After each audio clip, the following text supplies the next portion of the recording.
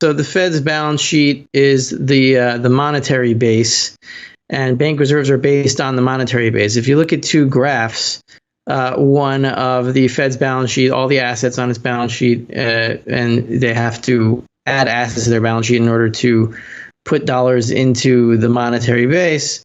And a lot of those dollars are going to go into bank reserves. Some of the dollars go into other things, but a lot of them go into bank reserves.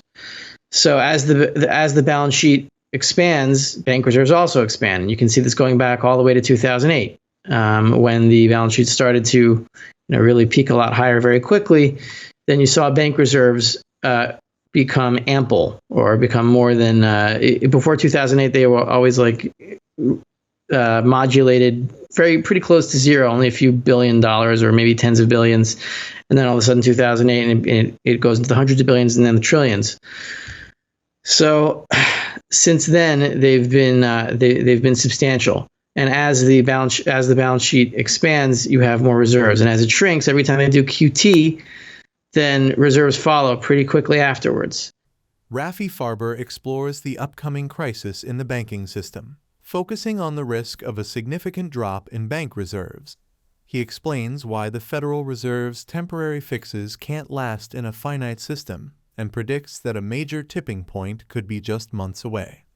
According to Rafi Farber, the Fed's balance sheet forms the monetary base, and bank reserves are directly tied to this base.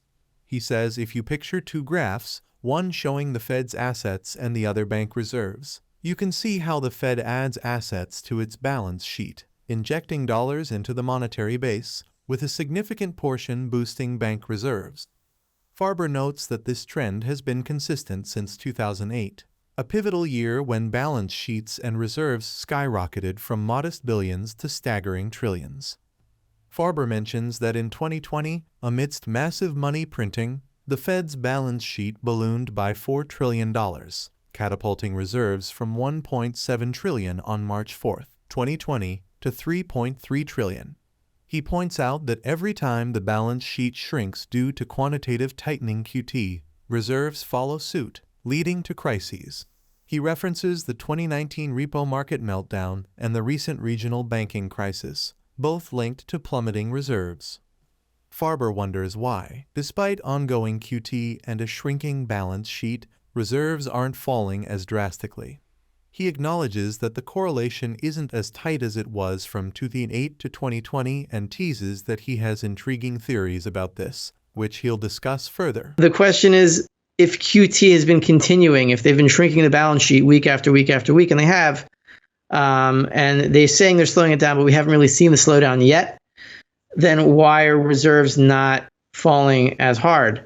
And I don't know the answer as to why the correlation isn't as tight, but if you look at data points, right, and not the correlation throughout from 2020 to 2024, if you look at data points, then when the balance sheet was at the balance sheet from 2020, the reserves level is the same as it is now. So on a wider space, we still have that correlation, whereas what's happening in the middle is a little bit off kilter.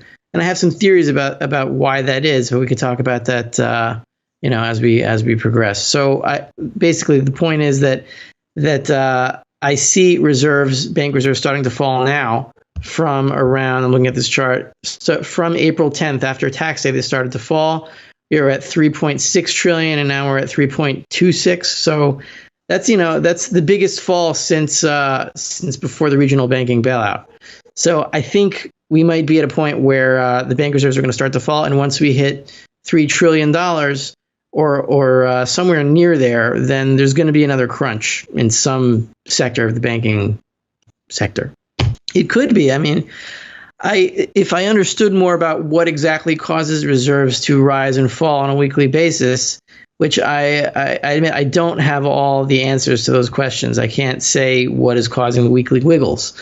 But I do see the wide correlation, a tight correlation before 2020 and the wide correlation now from 2020 to 2024. So if we're back to the levels we were at 2020 at these levels in the balance sheet, we should continue down from here. And look, we might not. This could be another false alarm. But whether it is or it isn't, if it takes another month or two or whatever, as long as the Fed isn't expanding his balance sheet, there's going to be pressure on reserves Not there are other factors here. They could loosen up on regulations on how to accumulate more debt or whatever, and that might influence reserves positively and push them up again. It's like you're trying to wring out a towel of all of its juice, and you can't do it with your hands anymore. So you bring a hydraulic press or something, and that gets the last few drops out. So that's what I'm saying. Like, I don't know exactly what they can use to try to push reserves up, even if they're continuing QT, but I do know that they can't keep doing it. I mean, this is a finite system. So I spoke with Keith Weiner, and this interview is up on my channel. And I asked him straight out, I was like, what is causing markets to go up?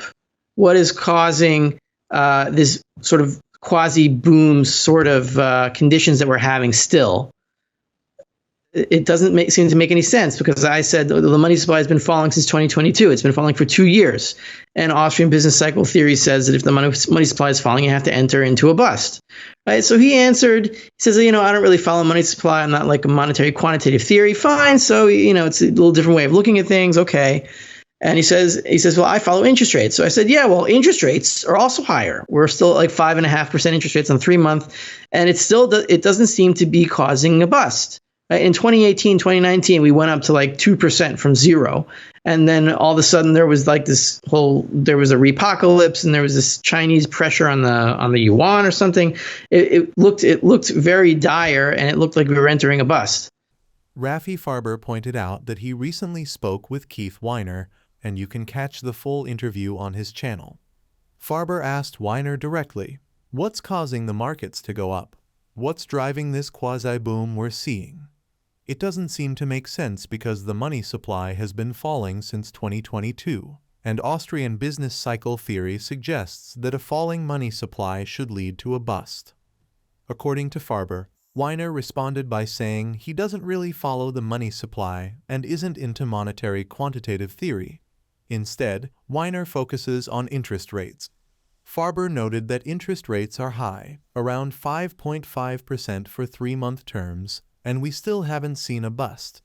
He recalled that back in 2018 to 2019, when interest rates increased to around 2% from zero, there were issues like the repo market crisis and pressures on the Chinese yuan, suggesting an imminent bust. But now at 5.5%, we still haven't seen such a collapse. Farber also pointed out Weiner's story about talking with a golf buddy, who mentioned that regulators are allowing banks and financial institutions to take on more debt by buying junk bonds without the usual capital requirements. Farber explained that in the past, a significant amount of capital was needed to buy junk bonds, but now those requirements have been relaxed. This move is intended to keep credit spreads narrow and sustain the boom. Farber compared this to what the Fed did after the COVID lockdowns, when they eliminated reserve requirements. Now, financial institutions and big companies can buy junk bonds with less capital, enabling the system to take on more debt and keeping reserves elevated. However, Farber warned that this isn't sustainable in the long run. Eventually, defaults will happen because of the high interest rates, and this temporary fix will no longer work. The question, as Farber sees it, remains, is the end near, or can they squeeze a few more drops out of the system? The inevitability of the situation is clear. Thanks for watching, and if Rafi Farber's insights on the impending banking crisis got you thinking, hit that like button and subscribe for more.